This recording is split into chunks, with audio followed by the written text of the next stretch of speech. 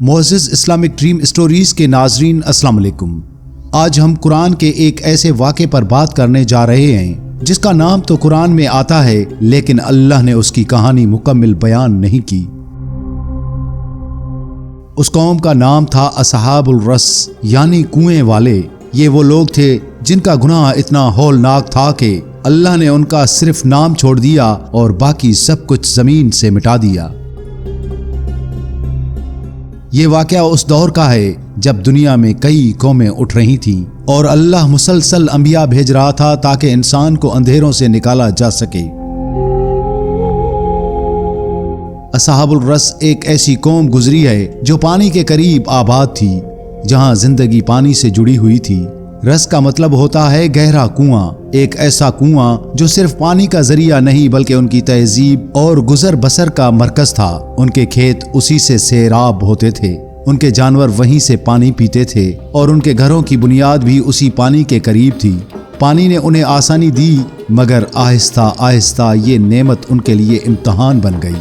ان کی پوری زندگی پانی کے گرد گھومتی رہی لیکن پانی دینے والے رب کو وہ بھولتے چلے گئے۔ یہ قوم مالی طور پر بہت مضبوط تھی، ان کے پاس پانی کی فراوانی تھی، اچھی زمین اور ہر قسم کے وسائل موجود تھے اور ان کی زندگی آرام و سکون میں گزر رہی تھی۔ لیکن دولت اور طاقت نے انہیں غرور میں مبتلا کر دیا۔ جب انسان اپنی طاقت کو خدا سمجھنے لگتا ہے تو پھر اس کی گرواہٹ بھی اتنی ہی سخت ہوتی ہے۔ پانی ہماری زندگی ہے، یہی ہمارا سب کچھ ہے، وہ کہتے تھے۔ آہستہ آہستہ انہوں نے اللہ کو چھوڑ کر بتوں اور جھوٹی طاقتوں کی پوجا کرنا شروع کر دی۔ ان کا یقین بن گیا کہ یہ گہرا کنواں ہی انہیں زندگی اور رزق دیتا ہے اور ان کی حفاظت کرتا ہے۔ وہ بھول گئے کہ پانی بھی اللہ کی عطا کردہ نعمت ہے اور کنواں بھی اسی کے حکم سے بھرتا ہے۔ نبی نے انہیں سمجھایا، پانی کی حفاظت کرو، یہی زندگی اور موت کا سبب ہے، اور ان بتوں سے دور رہو، صرف اللہ کی عبادت کرو، اس کے سوا کوئی معبود نہیں۔ یہ کنواں بھی اللہ کا دیا ہوا ہے اور زندگی دینے والی ذات بھی وہی ہے۔ مگر وہ بولے، ہم تو اسی پر جیتے ہیں اور اسی پر مریں گے۔ ان کا تکبر حق کو دبا نہ سکا۔ کیا تم ہمارے کنویں سے زیادہ طاقتور ہو؟ کیا تم پانی پیدا کر سکتے ہو؟ نبی نے انہیں اللہ کے عذاب سے ڈرایا، لیکن قوم بگڑ چکی تھی، ان کا غرور بڑھتا گیا تو اللہ کی طرف سے بارش بند ہو گئی اور قحط پڑنے لگا۔ انہوں نے نبی پر الزام لگا دیا کہ یہ ہمارے بتوں کو نہیں مانتا، اس لیے بارش نہیں ہو رہی۔ ایک اندھیری رات انہوں نے نبی کو قتل کرنے کا فیصلہ کیا۔ ان کے دل بغض اور نفرت میں بھرے ہوئے تھے۔ نبی کو دھوکے سے بلا لیا اور اسی کنویں کے قریب لایا گیا جسے وہ اپنی زندگی کا سہارا سمجھتے تھے۔ اچانک لوگوں نے مل کر نبی کو پکڑ لیا اور بغیر کسی رحم کے انہیں اس گہرے کنویں میں پھینک دیا۔ وہی کنواں جسے وہ برکت سمجھتے تھے، اسی میں اللہ کے نبی کو گرا دیا۔ انہیں گمان تھا کہ حق کو مٹا کر وہ بچ جائیں گے، مگر حق کو مٹانا آسان نہیں ہوتا اور اللہ کے عذاب سے بچنا ممکن نہیں۔ اس رات کنواں گواہ بن گیا اور زمین نے ظلم کا یہ راز اپنے سینے میں چھپا لیا۔ کنویں کے اندھیرے میں خاموشی تھی۔ نبی نے کسی انسان کو نہیں پکارا، صرف اللہ کو پکارا۔ ایک ایسی دعا جو سیدھی عرش تک پہنچ گئی۔ ہوا میں خوف بھر گیا اور فیصلے کا وقت آ گیا۔ وہ کنواں جس کی وجہ سے شہر آباد تھا آہستہ آہستہ سوکھنے لگا۔ جس پانی پر انہیں گھمنڈ تھا وہ غائب ہونے لگا۔ کنواں سوکھ گیا۔ یہ ہمارے ساتھ کیا ہو رہا ہے؟ جب جھوٹے خدا چلے جائیں تو جھوٹی امیدیں بھی مر جاتی ہیں۔ بھوک اور پیاس ہر گھر کا مہمان بن گئی۔ تب انہیں سمجھ آیا کہ پانی خدا نہیں ہوتا اور کنواں رب نہیں، اصل رب صرف اللہ ہے۔ جب شہر میں پانی ختم ہو گیا تو انہوں نے ہجرت کا ارادہ کیا۔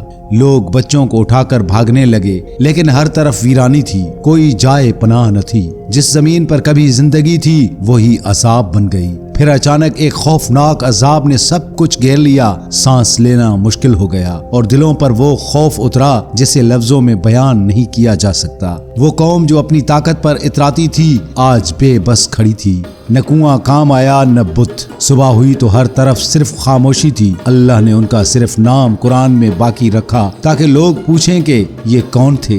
اللہ پاک ارشاد فرماتا ہے، ہم نے انہیں بھی ہلاک کر دیا جو نبی کو قتل کرے اس کی پہچان مٹا دی جاتی ہے۔ یہ کہانی صرف اس دور کی نہیں، ہر زمانے کے لیے سبق ہے۔ نعمت کا شکر نہ کرنا زوال کا باعث ہے۔ قوم رس کو اللہ نے پانی جیسی عظیم نعمت سے نوازا تھا جس سے ان کی معاشیت اور زندگی جڑی تھی، مگر انہوں نے نعمت کو تو دیکھا لیکن نعمت دینے والے یعنی منعم کو بھول گئے۔ جب انسان نعمت کو اپنی محنت یا کسی اور طاقت کا مرہون منت سمجھنے لگتا ہے تو وہ زوال کا شکار ہو جاتا ہے۔ تکبر اور طاقت کا انجام۔ ان لوگوں کو اپنے وسائل اور گہرے کنویں پر اتنا ناز تھا کہ وہ غریبوں کو حقیر سمجھنے لگے اور اللہ کے نبی کا مذاق اڑایا۔ قرآن کا یہ اٹل فیصلہ ہے کہ تکبر اللہ کی چادر ہے اور جو اسے اوڑھنے کی کوشش کرتا ہے اللہ اسے مٹا دیتا ہے۔ حق کی آواز کو دبانے کی کوشش۔ قوم رس نے سوچا کہ اگر وہ حق کی آواز بلند کرنے والے نبی کو کنویں میں پھینک دیں گے تو وہ ہمیشہ کے لیے سچے دین سے چھٹکارا پا لیں گے۔ یہ سبق ملتا ہے کہ حق کا چراغ بجھایا نہیں جا سکتا، اسے دبانے والے خود مٹ جاتے ہیں، جبکہ حق تاریخ میں زندہ رہتا ہے۔ وسائل یعنی ریسورسز خدا نہیں ہوتے۔ اس قوم نے کنویں اور پانی کو اپنا معبود بنا لیا تھا، یعنی ان پر حد سے زیادہ بھروسہ کرنا۔ آج کے دور میں بھی اگر ہم صرف پیسہ، ٹیکنالوجی یا عہدوں کو ہی سب کچھ سمجھ لیں تو ہم اسی غلطی کو دہرا رہے ہیں۔ یہ چیزیں صرف اسباب ہیں، اصل قوت اللہ کی ذات ہے۔ توبہ میں تاخیر اور ہٹ درمی۔ جب ان پر قحط نازل ہوا تو یہ ان کے لیے اللہ کی طرف سے پلٹنے کا ایک موقع تھا، مگر انہوں نے توبہ کرنے کی بجائے نبی پر الزام تراشی کی۔ جب انسان اپنی غلطی ماننے کے بجائے دوسروں کو معارض الزام ٹھہراتا ہے تو عذاب الہی کا راستہ کھل جاتا ہے۔ پہچان کا مٹ جانا۔